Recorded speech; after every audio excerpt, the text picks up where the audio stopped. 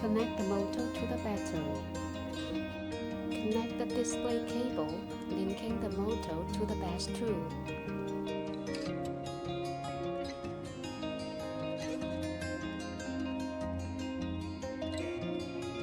Connect the base tube to the computer. Turn on the battery if your battery has a switch, and read the controller on the base tube.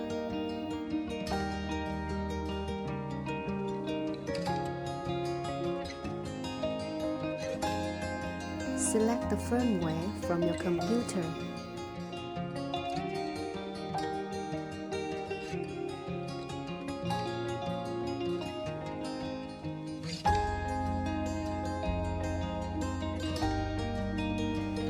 Turn off the battery for a few seconds and then turn on again.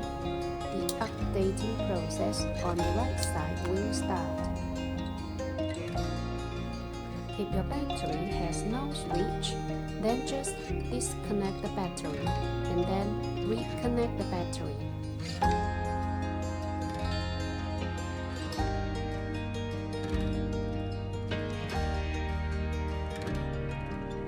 When the process on the right side is 100% completed, you will hear a beep sound.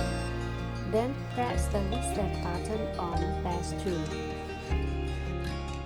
Now the updating is completed and you can check your controller parameter or connect the display to the motor to test it.